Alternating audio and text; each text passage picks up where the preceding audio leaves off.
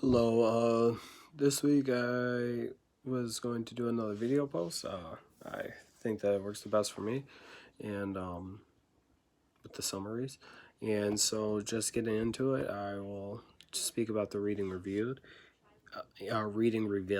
rather, and it was speaking on the different type of miscue analysis, and from the skinny miscue analysis, where you're going through getting a bunch of books for the student beforehand, and you're trying to find that just right book, to the formal and the retrospective miscue.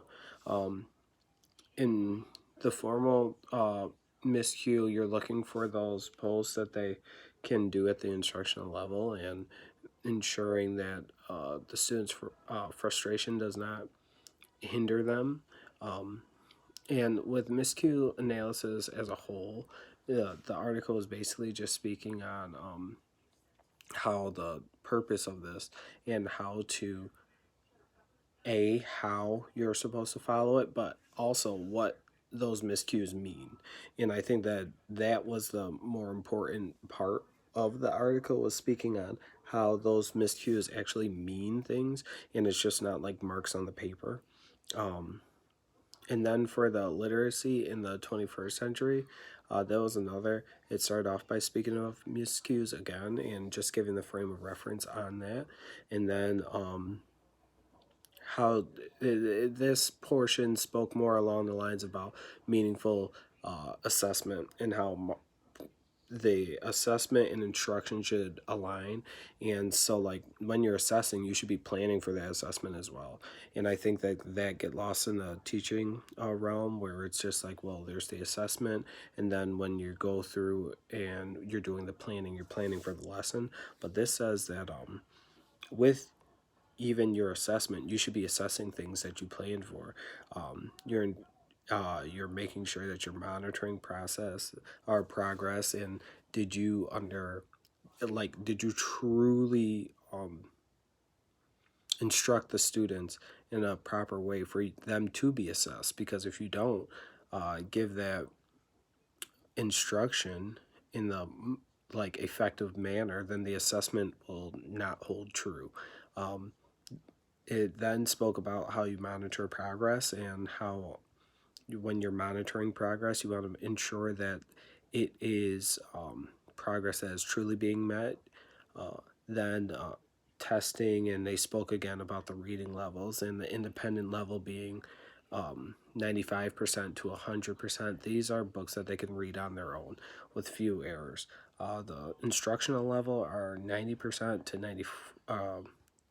94%, and this is where they're having errors. However, it's not to a level where they become discouraged when reading. And then the frustration level is anything with under 90% errors. And so, with that, understanding your child's reading level, and so then when you're giving these assessments, you're giving them at a reading level that will be um, effective for that assessment.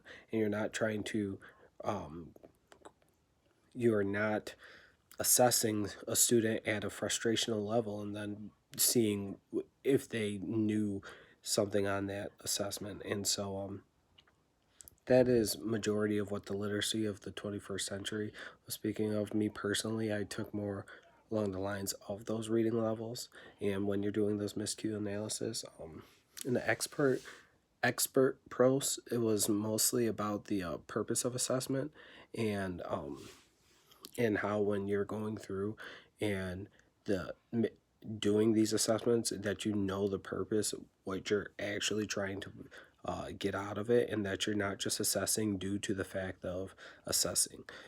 I know that that sounds sort of repetitive, but it really was speaking of the terms of like using your assessment to understand the knowledge that or understand the knowledge that your students are being assessed on. And then it goes sort of hand in hand with knowing your students, and knowing like how they're learning and all those different aspects. So as a whole, this week was mostly all of them spoke about the purpose of like miscue analysis and how instruction aligns with your assessment. All right. Well, thank you. Have a good one. See you next week.